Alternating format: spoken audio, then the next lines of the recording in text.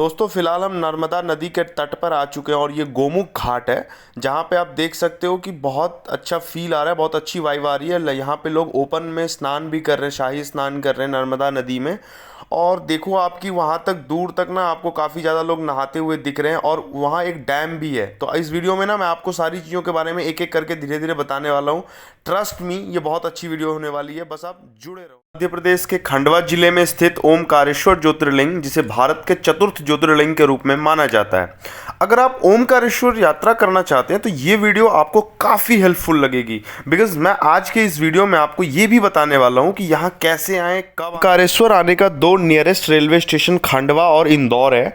खंडवा वो व्यक्ति आएंगे जो महाराष्ट्र, नागपुर, इटारसी साइड से आते हैं या भुसावल की तरफ से आते हैं, तो आप खंडवा उतर जाएं। वहीं दूसरी तरफ से दिल्ली, राजस्थान या भारत के किसी बड़े शहर से आते तो आपको इंदौर उतरना पड़ेगा और बाय बस दोनों ही जगह से आप यहाँ पहुँच सकते हैं। नर्मदा नदी के तट पर बना हुआ एक 5 मंजिला इमारत है जिसमें 5 अलग अलग तरह के शिवलिंग के दर्शन आपको वहां होते हैं। नर्मदा नदी के एक किनारे पर बसा हुआ है ओमकारेश्वर, जहां हमें आज जाना भी है। दूसरे हिस्से में बना हुआ ममलेश्वर महादेव। दोनों ही ज्योतिर्लिंग का अपना अलग अलग ही महत्व है। दोनों ही ज्योतिर्लिंग के दर्शन करना अति आवश्यक भी है। बात करते हैं कि यहाँ दर्शन करने के लिए हमें क्या क्या पालन करना है और हम यहाँ कैसे पहुँचे। दोस्तों सबसे पहले आपको गोमुख घाट पर आना होगा और अगर आपको स्नान करनी है तो आप स्नान कर सकते हैं नर्मदा नदी में। और वहाँ पर बना हुआ एक झूला पुल है। झूला पुल वो है कि आपको नर्मदा नदी के एक किनारे से दूसरे किनारे तक पार जाना होता है, तो आप झूला पुल से पार जा सकते हैं। दूसरा, आपको नीचे से बोट नाव भी मिल जाएगा जो आपको मंदिर के ठीक सामने घाट पर उतार देगी, 15 से 20 रुपये लेकर के मात्र। दोस्तों चाहे आप किसी भी सीजन में आओ, आपको लाइन का सामना तो यहाँ करना ही पड़ेगा, ये मेरा व्यक्तिगत अनुभव है। और यदि आप थोड़ा ऑफ सीजन या शिवरात्रि के समय में यदि आप नहीं आएंगे तो आपको नॉर्मल 1 से 2 घंटे में हो जाएगा, अदरवाइज 4 से 5 घंटा लगता है नॉर्मल दर्शन करने में। ओमकारेश्वर आकर के पहले हमें ज्योतिर्लिंग को स्पर्श करके पूजा करने की अनुमति थी, लेकिन कोविड के बाद से ये बंद कर दिया गया है। यहाँ अभी सिर्फ शिवलिंग को आप एक झलक मात्र से देख सकते हो एवं नतमस्तक हो सकते हैं। ओमकारेश्वर महादेव के दर्शन करने के बाद आपको 4 और शिवलिंग के दर्शन करने चाहिए जो कि उसी भूतल से 5वीं मंजिल तक विराजमान होते हैं। उसमें 4 अलग अलग तरह के शिवलिंग जिनका अलग अलग नाम है वो वहाँ भी विराजमान है, तो आपको अवश्य उन 4 शिवलिंग का भी दर्शन करना चाहिए। उन लिंग में सबसे पहले आते हैं ओमकारेश्वर, दूसरा महाकालेश्वर। आप महाकालेश्वर महादेव के भी यहाँ दर्शन कर सकते हैं। तीसरा होता है सिद्धनाथ महादेव, आप सिद्धनाथ महादेव के भी यहाँ दर्शन कर सकते हैं। चौथा है गुप्तेश्वर महादेव, गुप्तेश्वर महादेव के भी दर्शन आपको उसी में करना होगा। और 5वां आते हैं धजेश्वर महादेव। तो ये कुल 5 महादेव के दर्शन करने के लिए आपको सीढ़ी बनाई गई है अलग से, जो कि आप आसानी से दर्शन कर सकते हैं एक के एक मंजिल पे जाकर। महत्वपूर्ण बात यहाँ हम सबने सुना होगा मंदिर परिक्रमा के बारे में। हम आज उस मंदिर की परिक्रमा भी शुरू करते हैं जिसमें कुल मिलाकर के हमें 8 किलोमीटर ट्रैकिंग करनी होगी।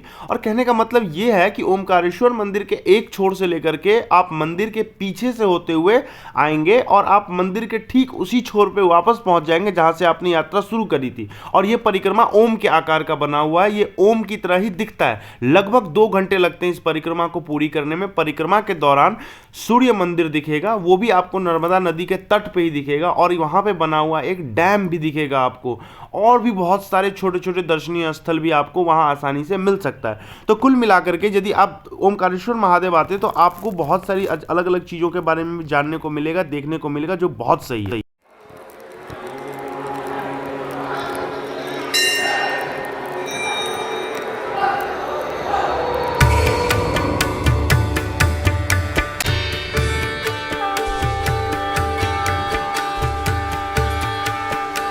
से लगभग 4000 वर्ष पूर्व इक्ष्वाकु वंश के राजा मोचुकुंद ने अपने पिता मानधाता के स्मृति में नर्मदा तट के चट्टानी मैट पर इस नगरी को बसाया था।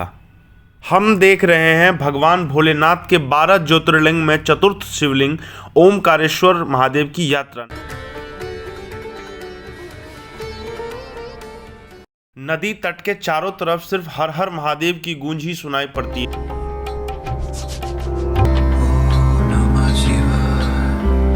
कहते हैं कि ओमकारेश्वर और ममलेश्वर महादेव के स्थान पर ब्रह्मा विष्णु भगवान ने भी निवास किया था और इसके लिए भी इस स्थान को त्रिपुरी क्षेत्र भी कहा जाता है। प्राचीन काल में देव और दानव के बीच युद्ध में देवताओं की सहायता के लिए भगवान भोलेनाथ पाताल से निकलकर दिव्य ज्योति के रूप में देवताओं की सहायता की थी और तभी देवगणों के द्वारा ही शिवलिंग को स्थापित भी। और आध्यात्म के इस मिलन धाम में सभी श्रद्धालु भगवान भोलेनाथ से अपनी मनोकामना की पूर्ति हेतु चाहत एवं अटूट विश्वास और श्रद्धा रखते हैं।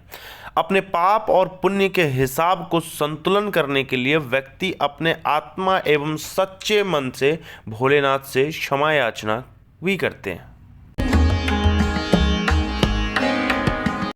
कहते हैं ओमकारेश्वर जी के दर्शन तब तक पूरे नहीं माने जाते जब तक ममलेश्वर महादेव जी के दर्शन ना किए जाए। तो नर्मदा नदी के ठीक दूसरे घाट पर है ममलेश्वर महादेव। तो हम वापस नर्मदा जी के दूसरे घाट पर ममलेश्वर महादेव जी के दर्शन करने चल दिए हैं। चारों तरफ दुकानों पर पूजा पाठ सजा सामान के चीज़ों को देखते हुए हम ओमकारेश्वर से ममलेश्वर महादेव पर पहुंच गए। ऊंचे शिखर पर लहराते हुए पताका के नीचे हमें दिखाई दिया यह भव्य और विशाल मंदिर, जिसमें भोलेनाथ का शिवलिंग स्थापित है, जो हमेशा ही भव्य और अलौकिक। आने वाले भक्तों का तांता हमेशा लगा रहता और मंदिर भी हमेशा खुला रहता है, हमेशा भक्तों के दर्शन करने के लिए। इस मंदिर परिसर में वृद्ध कालेश्वर मंदिर सहित 5 पौराणिक मंदिर उपस्थित हैं, जिनके ये खास महत्व है। इस मंदिर परिसर के दीवारों पर की गई कारीगरी आपको सच में मोहित कर देगी। पत्थरों को काटकर एक सजीव रूप दिया गया है, जहां कला और आध्यात्म का संगम देखने को मिलता है। ओमकारेश्वर धाम की ज़्यादा जानकारी आपको इनके वेबसाइट पे भी मिल जाएगी। उनका वेबसाइट है श्रीओमकालेश्वर.org।